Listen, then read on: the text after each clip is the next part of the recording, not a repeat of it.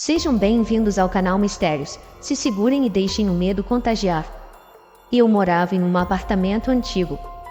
Morava com meu namorado na época e conseguimos um negócio incrível. Era super em conta alugar um apartamento enorme e deslumbrante com pisos de madeira e um teto gigante. Meu namorado trabalhava em uma indústria petrolífera e frequentemente ia para o mar, me deixando sozinha a maior parte do tempo, até que algo aconteceu quando eu estava sozinha. Um dia, saí do chuveiro e o espelho estava embaçado. Me inclinei enquanto escovava os dentes, e quando olhei para cima, o espelho estava limpo em um círculo onde estava meu rosto. Isso aconteceu algumas vezes. Foi limpo onde meu rosto estava cada vez que olhei para cima enquanto escovava os dentes, mas quando aconteceu, foi da mesma maneira todas as vezes. Enquanto dormia, frequentemente ouvia coisas caindo e também ouvia passos pela casa. Meu namorado também ouvia os passos e verificava, mas ninguém estava lá. Voltei para casa depois de fazer compras, liguei o fogão e senti como se estivesse sendo observada. Olhei para cima por alguns segundos assim que entrei, e coloquei as compras no chão.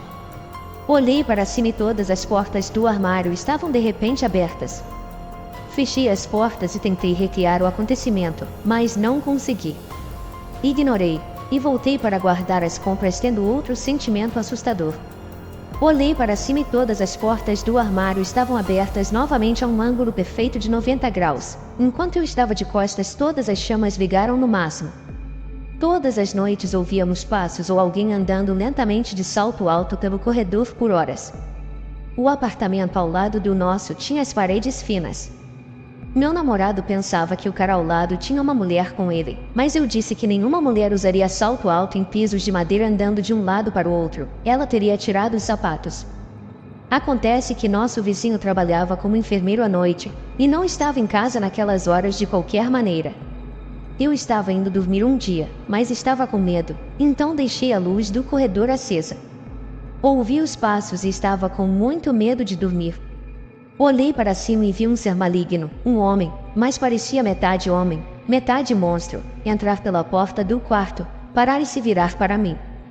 Nunca tinha ficado tão assustada, estava paralisada de medo. Ele entrou no quarto, ficou do lado esquerdo da cama e se sentou. Eu senti como se estivesse sendo eletrocutado o tempo todo que ele olhava para mim, parecia uma eternidade. Acho que desmaiei de medo.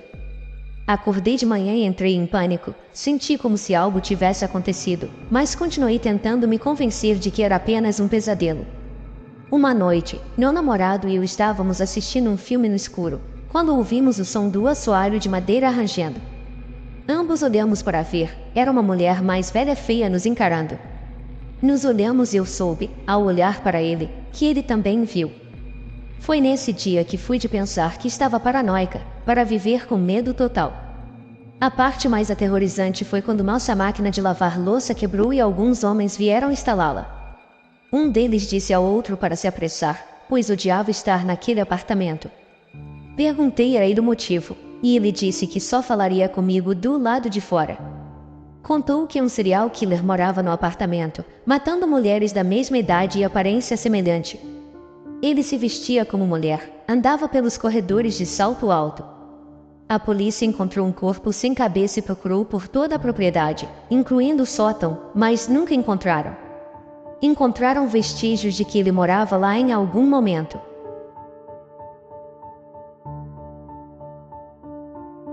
Segunda história. Meu pai e eu compramos e reformamos casas para vender. Essa história se passou há cerca de 2 anos, em uma fazenda de mais de 50 anos no sul. A casa estava linda, mas muito deteriorada, desocupada por 10 anos. Havia indícios de que moradores haviam estado lá. Começamos pela limpeza e demolição. Notei que cada casa tem sua própria energia, mas essa fazenda era diferente. Com 3 andares, incluindo o porão e sótão, quando estava nos andares de baixo, tudo parecia normal. No entanto, ao subir era diferente, havia uma sensação de peso. Eu me anunciava toda vez que entrava na casa. Ei, é só eu, está tudo bem se eu fizer tal coisa? Eu também me anunciaria toda vez que entrasse na casa lá embaixo com ela. Ei, como você está hoje? Meu pai olhava para mim como se eu fosse louco, porque eu nunca fiz isso em nenhum outro lugar. Eu não sei por que fiz isso aqui, apenas senti a necessidade, como uma coceira profunda na minha cabeça me suplicando para dizer isso, então eu dizia toda vez. Nos primeiros dias da limpeza e demolição, meu pai encontrou algo perturbador no quarto principal. Havia um pequeno armário com uma luz dentro dele. Pendurado na parte de dentro da porta do armário, em um gancho, havia uma coleira de cachorro ensanguentada. Havia símbolos estranhos spray pintados, só neste armário. Algo parecia ter sido queimado em um monte, no chão do armário. Eu me recusei a tocar nisso e fiquei extremamente chateado com a visão da coleira de cachorro. Furioso até. Por que alguém faria algo assim a um pobre animal? Isso me incomodou tanto, que meu pai mandou eu ir para casa naquele dia, e eu fiz. Me fazendo sentir mal, pensar em pessoas doentes que fariam algo assim. Meu pai e outros colegas de trabalho também limparam aquilo. A luz naquele armário nunca funcionava, nós fazíamos reparos elétricos simples e não conseguíamos resolver, até chamamos um eletricista, e eles também não conseguiram fazer funcionar. Nova luminária, nova fiação, tudo novo, mas nada funcionou. Mas quando terminamos de limpar as áreas de estar, decidimos trabalhar no sótão e no porão. O porão estava ok, honestamente, a metade inferior da casa estava bem, mas o sótão era terrível. Eu não conseguia me obrigar a ir lá em cima. Não para ser chato, eu trabalhava nos outros andares da casa, e meu pai entendia sem eu ter que explicar, o que diz muito, porque ele é um verdadeiro cético. Um dia, tive que segurar a lanterna para o meu pai, enquanto ele estava no sótão. Eu fiquei na escada, com apenas a cabeça e a parte superior do meu corpo para dentro do sótão. A luz também não funcionava lá em cima. Esse sótão tinha uma dessas escadas dobráveis do teto. Estava localizada no corredor entre o quarto principal, o segundo quarto e o único banheiro. No momento em que abrimos, um cheiro forte nos atingiu. Morte, com certeza. Algo deve ter morrido lá em cima. Havia aquelas grandes moscas que pareciam se aglomerar em torno de podridão e morte por toda parte. Dizer que era uma infestação de moscas era pouco. Eu estava na escada, quase caindo devido à terrível investida desses demônios de asas. Meu pai procurou em todos os lugares a causa das moscas por dias, e não encontrou nada.